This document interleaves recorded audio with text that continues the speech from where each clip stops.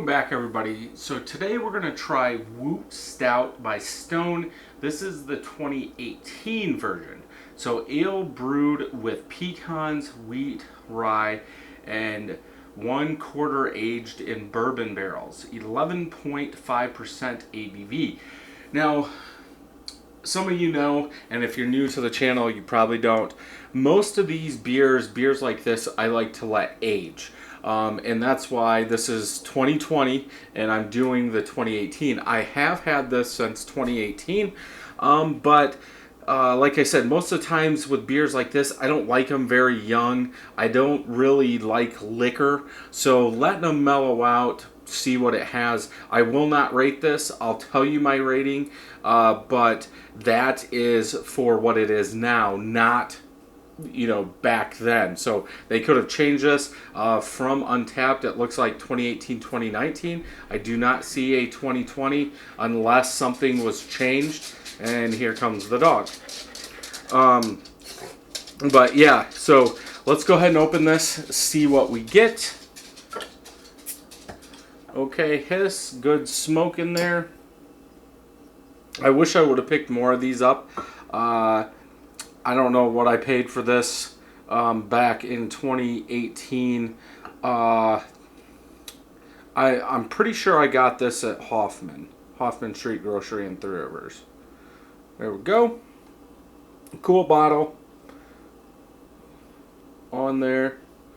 I do like pecans, and I do like the bourbon barrel aged beers later on.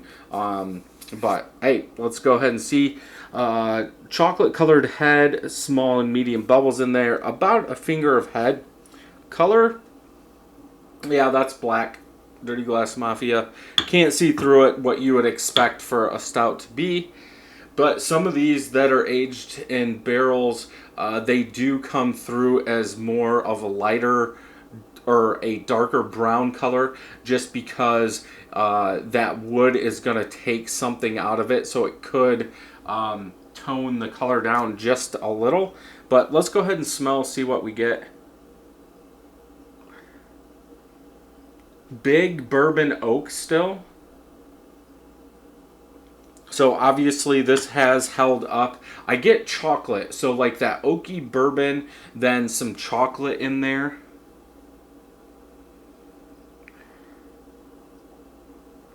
I'm not really getting pecans. My guess is that barrel, that oaky barrel, is going to take over and you're not going to really taste or smell that rye. I believe in my rye IPAs, I really didn't get that spicy rye in the smell. It only came out in the taste. And I could see something like this, that oak bourbon really covering up that rye.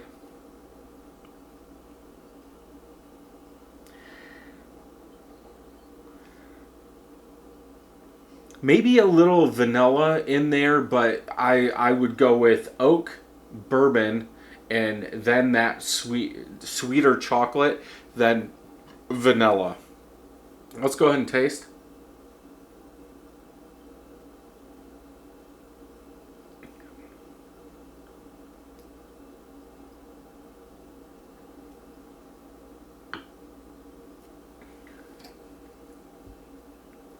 Definitely thick.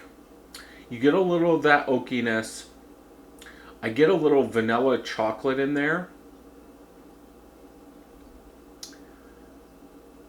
It seems like there's pecans, like kind of a nutty at the back end, but that oaky chocolate really takes over the front of the palate, and it does go through to the aftertaste, like an oaky chocolate, sweeter chocolate in there.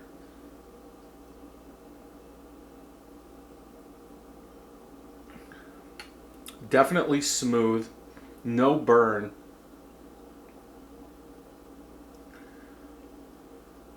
I almost want to say it's more desserty, like it's very sweet, like a thick chocolate sweetness in there mixed in with that oak. Did it say vanilla? Yeah, I don't know. I don't know if it's just that sweet chocolate or what, but I get a vanilla vibe in the aftertaste, especially.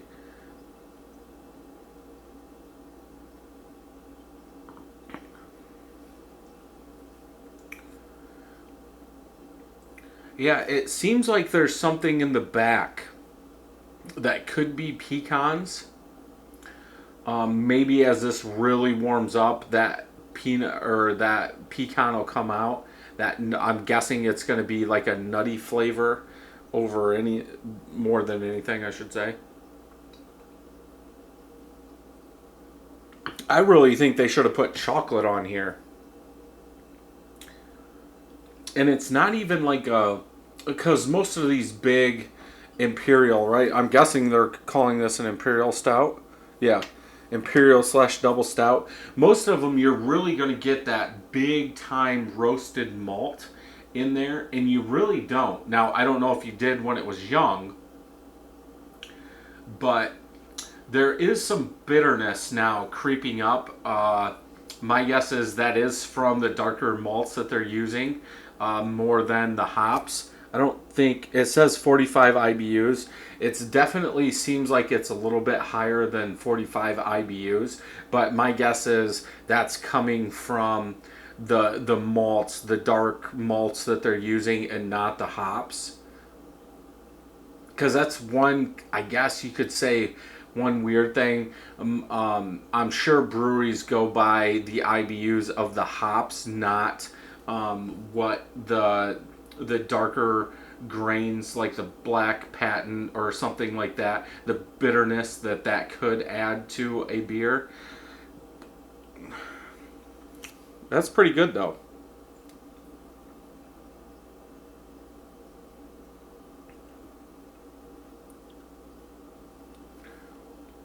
I am getting some alcohol, like in the aftertaste. There is some alcohol in there, but 11.5, I could see some of that being in there. On this one, I would probably have to go with a 4.25 out of 5. I would like to see, I think those pecans get lost in there. The wheat, I didn't even think about wheat in a stout. That's probably gonna add to the body more than anything, because I could see that wheat getting just covered up by that barrel or that roasted malt. My guess is that roasted malt is just covering all that up, so they're probably using it to make a thicker body, maybe.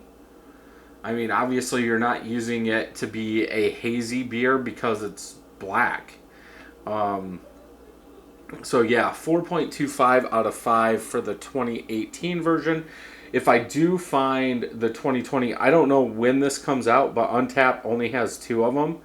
Um, I will be picking more than one bottle up. So 41 of my friends have checked it in, 4.17. 33,000 people have rated it, average 4.10.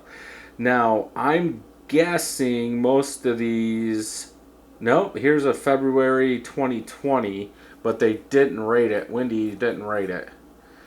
Um, Keith gave it a 4.25. So it looks. So Keith said he did a vertical 2016 through 2019. I really wish I would have picked more of these up now. Um, uh, and he said doesn't taste as good as the 2019, but gave it a 4.25. So we are on board with that.